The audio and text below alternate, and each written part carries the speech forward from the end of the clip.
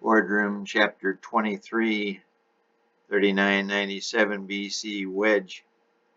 An almost imperceptible tremor shook his head. Slowly his mind began to ease back toward a conscious state.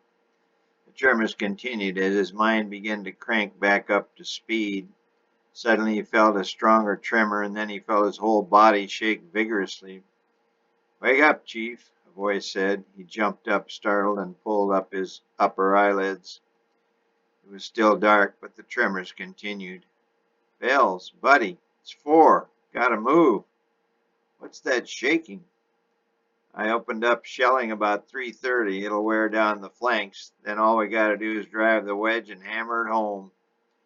Bells rubbed the sleep from his eyes and shook his thick head of red hair. He had only been asleep a couple of hours, but still felt exhausted. He surmised all the soldiers in this battle felt just like he did. They were not used to war.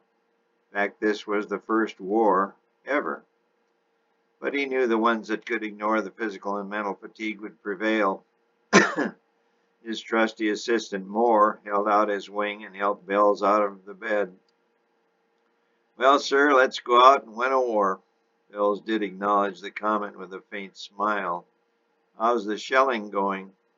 "Good, sir. We're firing at twice the rate of the evil enemy, and our flankers have moved up about halfway to the battle line. When light comes, they'll be real close and should be able to push them back."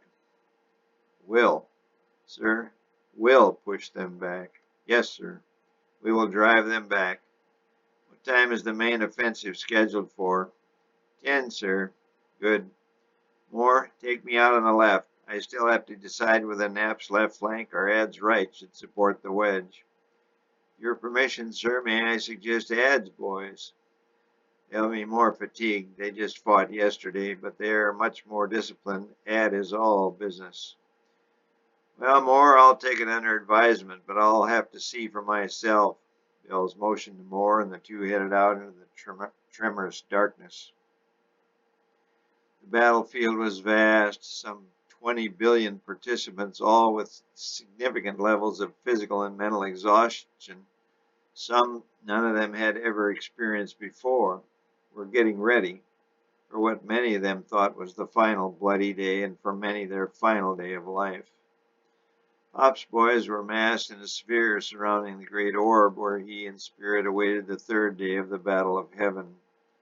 Circling them in a massive ring were Bell's boys. There was a gap of about 10 miles between the ring and the sphere. It was in this space that the fate of the universe would be decided over the next 24 hours of time.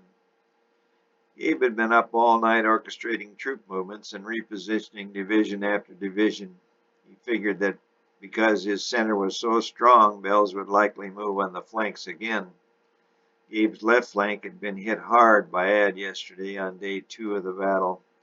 Gabe expected that Bells would feint the center with an early pseudo-charge, then follow with a concentrated full assault on one of the flanks. This is how Gabe would do it if he were Bells. Gabe knew that.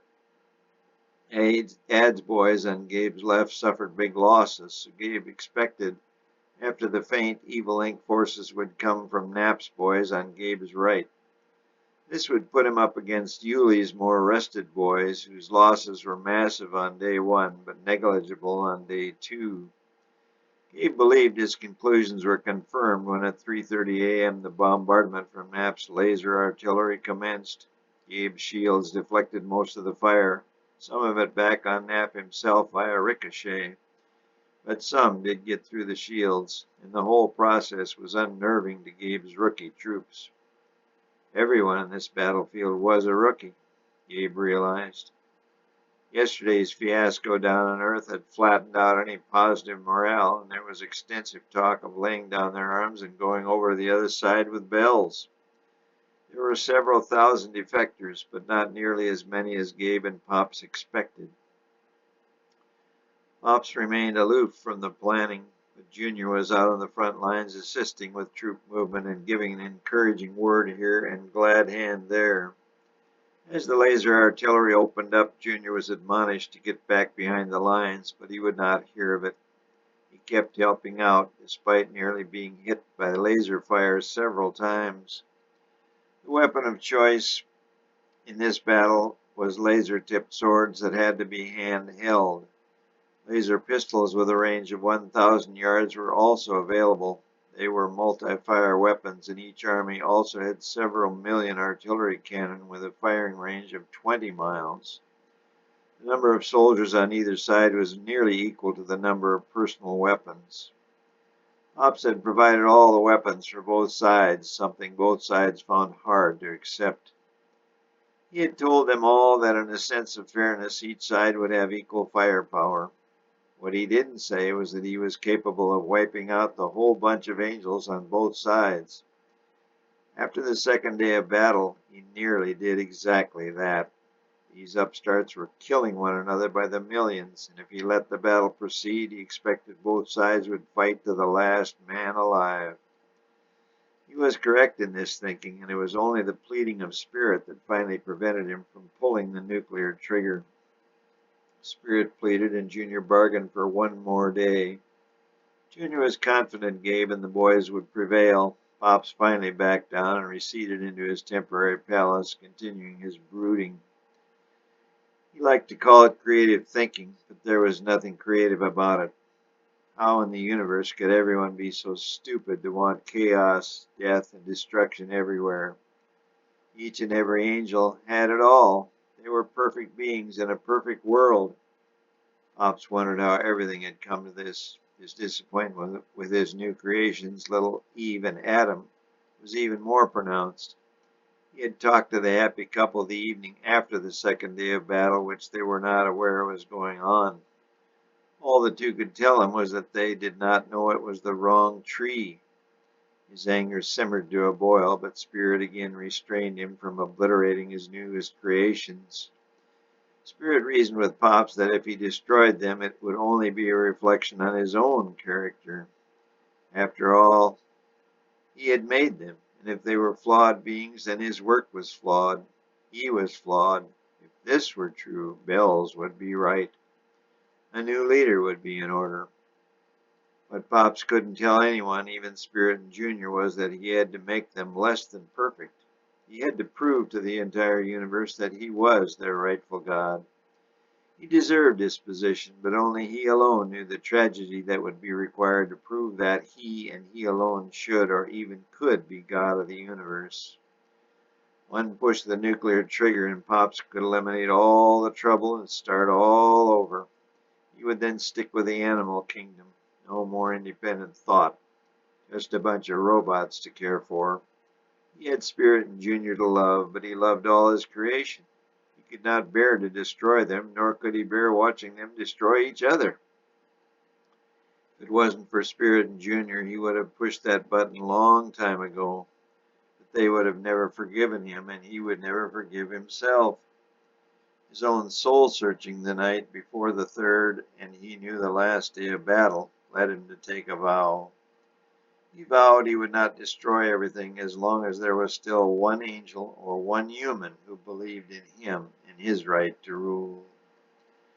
He vowed he would let things run their course whenever and wherever he could, but he realized that each and every angel and human would at times decry him. This he knew could not be tolerated. If it was, this awful scenario, currently being played out, would play out again and again. If Gabe and the boys lost this battle, and Bell's forces won and destroyed Gabe's forces, Pops would have to let them take over the universe and relegate himself to the sidelines, somewhere out in the very distant universe, to watch things unfold.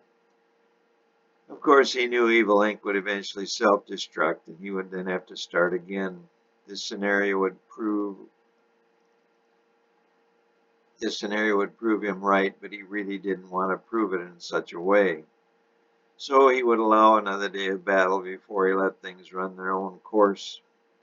He realized that the only way to convince anyone he truly was the real and only God was to show them the other side, to show them what life would be like without him, utter chaos and utter nothingness.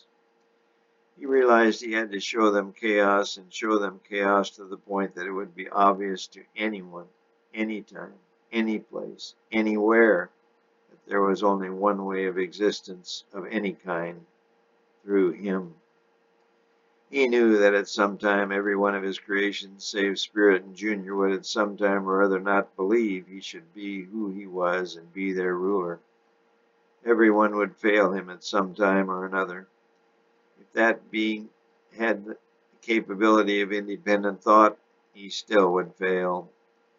With 100% of his thinking creations doubting him at one time or another, all would say it was impossible to believe in him and his right to rule. So it was necessary to fix this problem. Therefore, he needed somehow for his subjects to believe in him, yet pay the price for not believing in their own Creator. Justice and order were required for the universe and any system of activity or life to function. So any act of treason must be punished or paid for in order for that system to be preserved. The angels and the two humans complained to him that they wanted their freedom, but they could not grasp the concept that freedom, any freedom, required perfect order and total allegiance to that system. Pops could also see this play out in his mind over and over again. Sometimes he detested knowing the future, but it was his lot in life. He was the God of the universe. No one else was, nor could they be. He knew full well that the only way to preserve the universe and its wonderful life and freedoms was to have him be the God of all that existed. He must be the God of the angels, the God of humanity, the God of the animals, the God of all. Only then could anything exist. Even the tiniest atom was dependent on order. If it had no order, it wasn't. Tonight he vowed once again to let things play out no matter how high the price. And only he knew what that price would be.